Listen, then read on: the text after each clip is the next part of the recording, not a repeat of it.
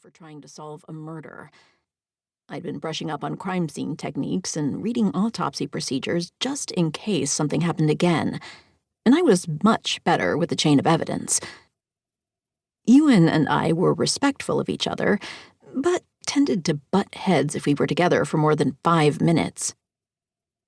I thought it was just you and me. Right, about that. Ewan wanted me to go down early with him to oversee the caterers. He says Angie was worried about the food for the hen party tonight, and with the storm coming, they decided to deliver all the food for the 4 days ahead of time. His housekeeper has it well in hand, but I promised to help where needed. Of course, I couldn't say no. It's Angie's wedding. Ewan said he'd drive us down. He's picking us up in 15 minutes. Oh.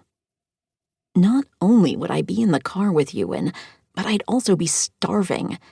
Okay, maybe not starving, but definitely hungry. Why is the pub closed?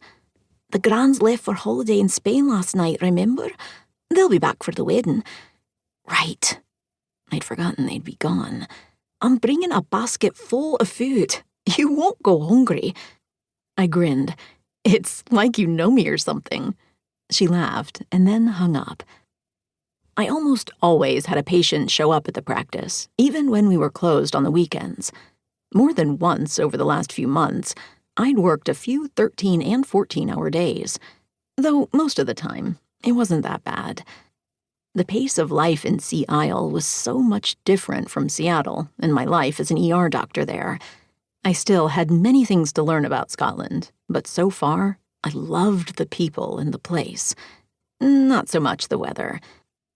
As I arrived, Ewan's Range Rover pulled up in front of the church. Out for a walk? He seemed serious about the question. The weather didn't seem to bother those who were native to Scotland. Yes. I'll grab my bag. He followed me into reception and then to the office, where I'd left my small suitcase.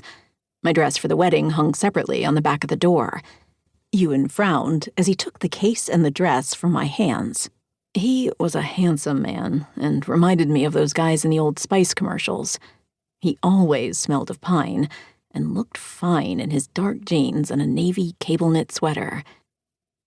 He'd helped me out of a bind when a killer had been after me, but for the most part, our relationship was just as awkward as the first day we'd met. What? I asked. Is this all you have? We'll be gone 4 days. Yes, I always pack light. Oh, except for... I jogged around my desk. Can't forget this.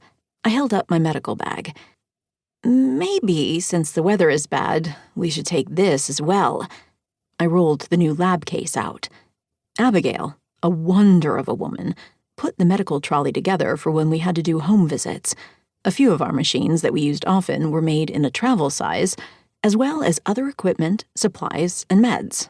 It saved a great deal of time if we could make diagnoses on site, or if we were in an emergency off-site. Hopefully, you won't need it. He smirked. You probably just jinxed us. I smirked back. By the time he loaded my stuff in the car and settled in the driver's seat, the snow fell in heavy sheets. The SUV slid a bit as we headed down to the pub. Is it safe to drive? Aye, no worries. Mara waited outside the pub with 2 huge suitcases and a tote bag.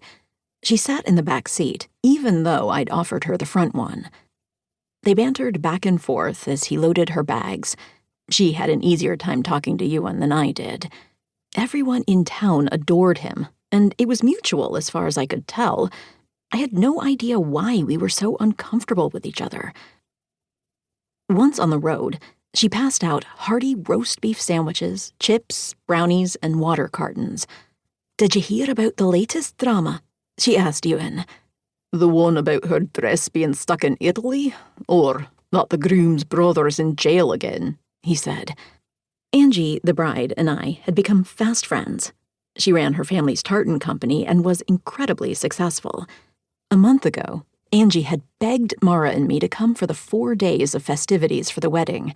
She needed moral support. Mara and I had been privy to a great deal of behind-the-scenes action for the wedding because poor Angie needed shoulders to lean on that weren't related to the